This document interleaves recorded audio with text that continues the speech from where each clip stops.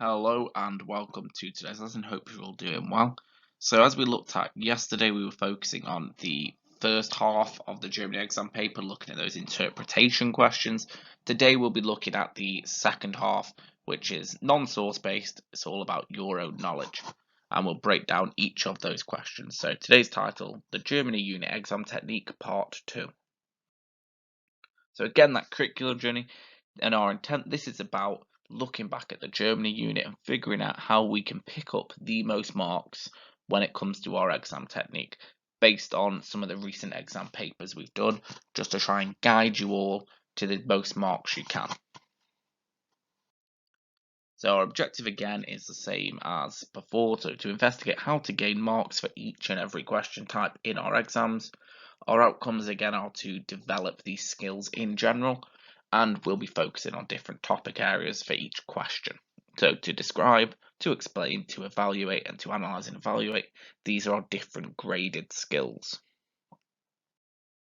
So again, like last time, you've got these information sheets which you can look back to throughout the lesson. These will be much more useful today than with yesterday's lesson because this is much more content focused. This is much more about your own knowledge rather than your source skills. So having access to this knowledge is really useful, and it's laid out for you in order. So we've got right the way from the start of the Weimar Republic through.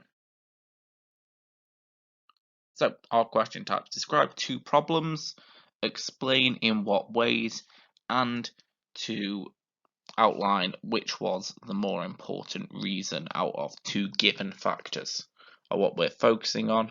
So as you saw yesterday, we've got the 4-mark, 4-mark and the 8-mark question. Today we're looking at a 4-mark question, an 8-mark question and a 12-mark question. So breaking it down to number of marks, again, for every 4 minutes you should be spending about 5 minutes writing your answer, and for every 5 minutes you should have one paragraph. So it's 4-mark question, 1 paragraph, 8-mark question, 2 paragraphs, 16-mark question, 4 paragraphs. So we'll go straight into the first question, the describe two problems question. This is a 4-mark question. You should spend 5 minutes on it.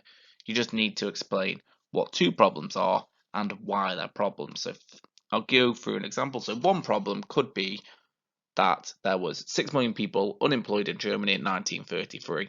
Why was that problem? Why did that problem happen? It was a problem due to the Great Depression. And a second problem might be due to this, people turn to political extremes, and then you can say, to back that up, there was a rise in support for both the Nazi Party and the Communist parties in the Reichstag. That would be your 4 marks because you've got two problems with two explanations. And we'll go through some more examples now. So remember, if you can give me two problems, that'll get you 2 marks. If you can give me 2 explanations, that's your second 2 marks.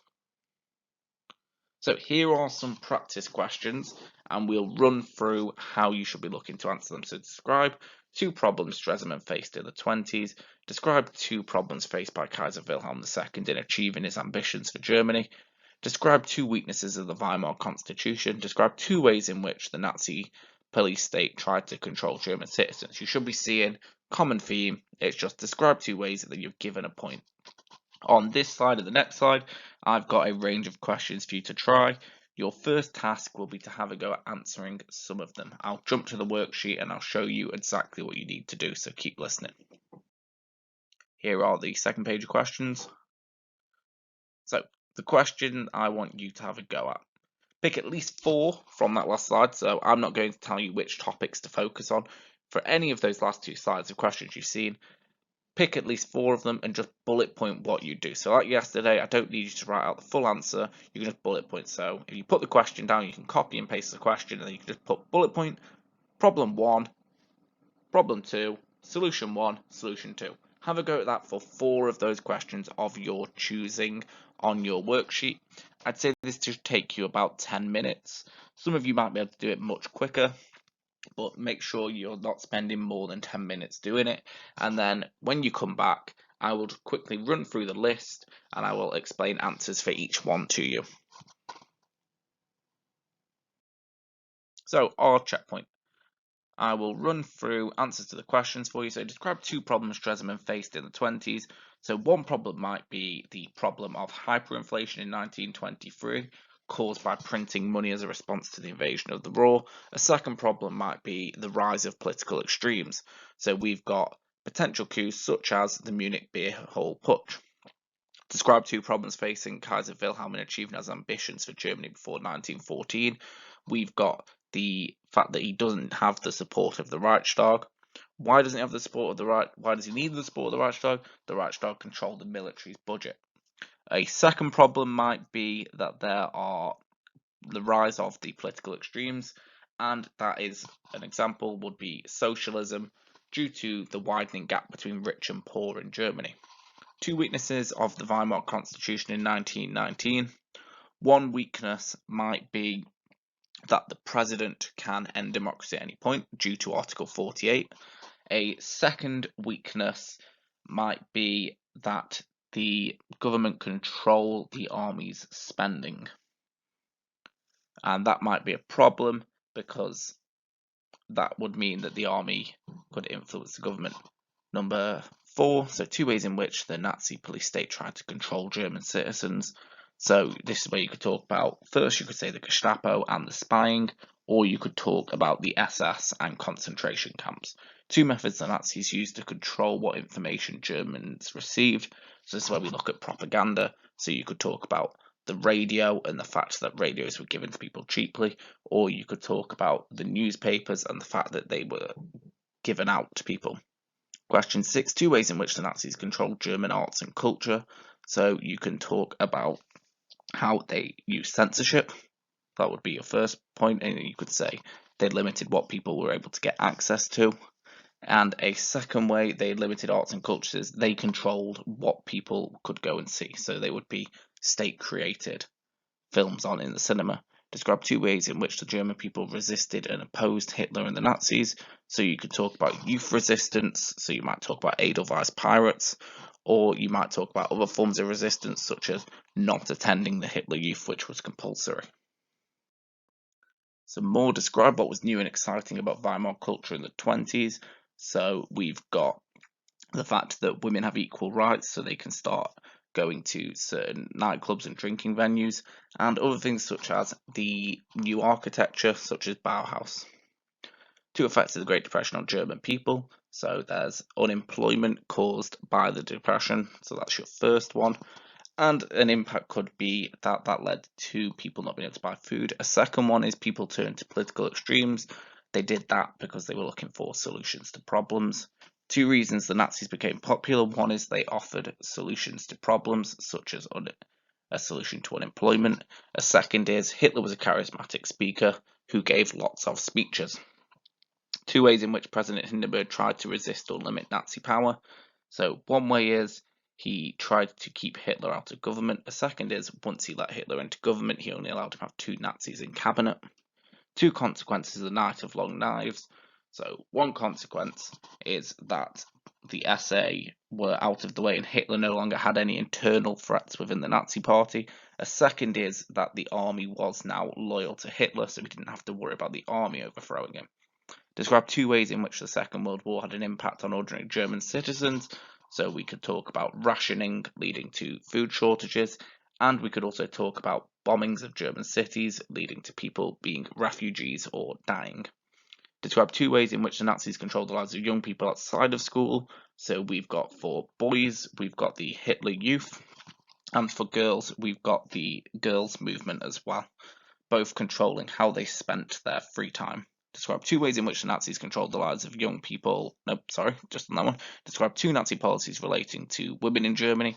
So we've got the medals for giving birth is one, and the second policy is that married women had to leave their jobs. And finally, describe two ways in which Christians reacted to Nazi religious policy. So there were Christian resistance movements organised by certain bishops, and certain Christians went along with Nazi policy as it protected their church. So our second question, explain in what ways. So this is an 8-mark question. It should take you 10 minutes. What we need here, we need 2 paragraphs, as we said, so 10 marks, 8 marks, 2 paragraphs, so 5 minutes a paragraph. You need 2 peel paragraphs, so point, evidence, explain it, making sure you're linking back to the question.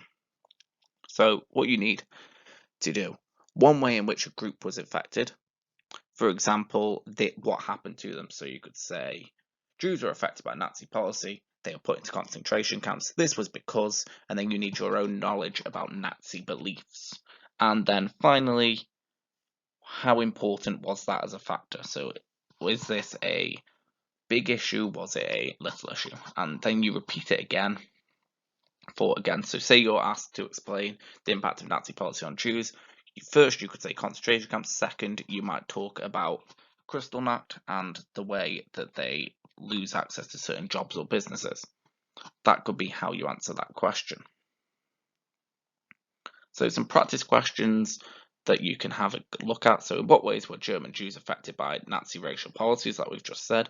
In what ways did the lives of people in Germany change during the First World War? So we could say, one way that people in Germany during the First World War were impacted is that lots of young men died in battle. So that's our way they're affected. We've given our example, and then our context is that, for example, during the Battle of the Somme, over 500,000 German men died. That could be one example. And then you would do the same for a second paragraph. In what ways were German people affected by hyperinflation? So one group that are affected was average people, average day-to-day working people. They were affected because their wages were no longer keeping up with inflation. And then we can give the example of one loaf of bread ended up costing 6.6 billion marks.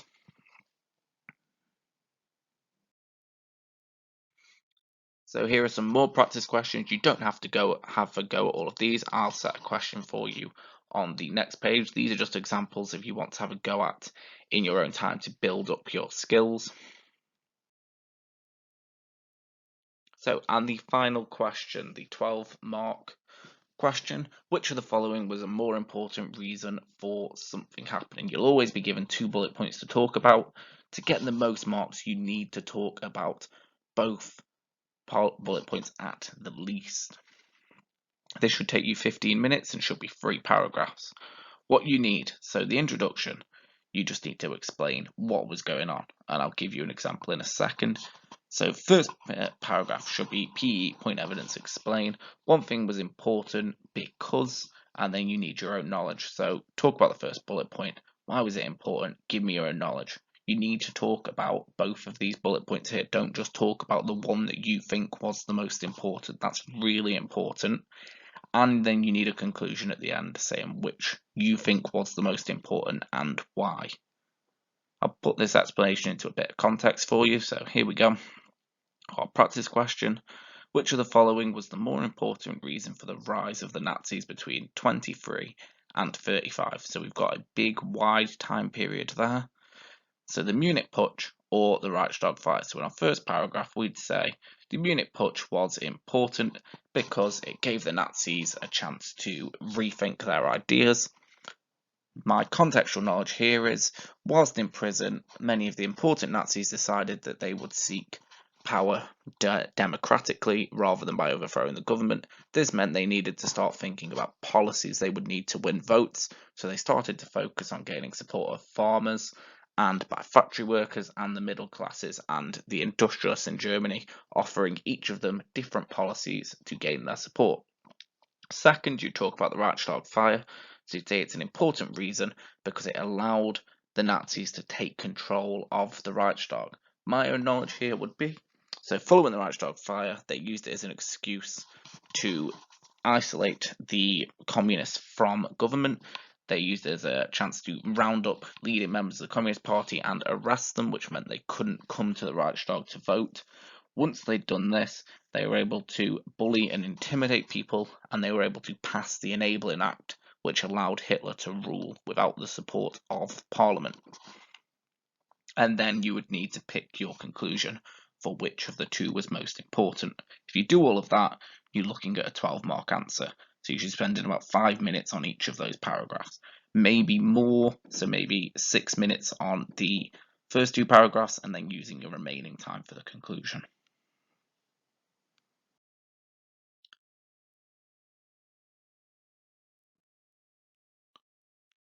So here we are.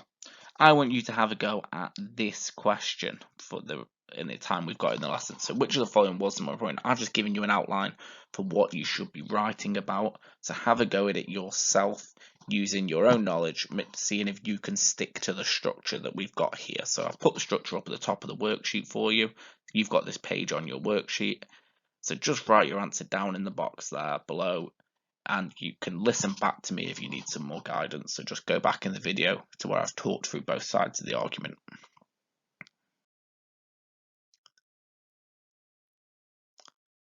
Checkpoints, so like I've just said, with the Munich Putsch side, you need to be focused on things such as the changing of Nazi ideas whilst they were in prison, the fact that they decided to focus on getting elected democratically, and the fact that they used that time to build up support, so setting up the Hitler Youth, promising farmers that through self-sufficiency that would cause the prices of food to rise, promising the average German worker that they would get them jobs, promising the middle classes and small business owners they would protect them from communism, promising the large industrialists that he would begin to rearm Germany and that would bring lots of work to their factories.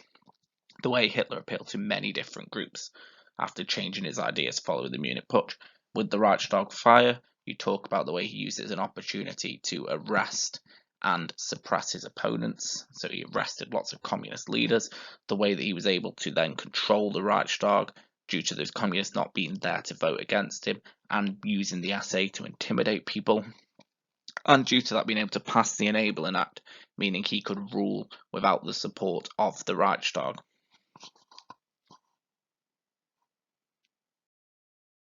Here are some more practice questions for you to have a go at. You don't have to do this as part of the lesson. These are just some extra things that you can use in your own time to build up your knowledge and skills. If you do any of these, you can send them through to me and I'll have a look at them and I can give you some advice about them. You don't even have to write out full answers. You might just bullet point what you would put in each side of the argument and I can give you some guidance on what you might need to add. And again, some more questions here as well. So that is the end of the lesson. Hopefully by our next lesson we're back in the classroom, depending on what days all of the testing and things like that are on. But again, if you've got any questions about anything that we've done so far, let me know, send me a message and I can look at anything and explain anything to you that you might need. And thank you for your time. That's the end of the lesson. Make sure you submit your work in the assignments area for me to look at.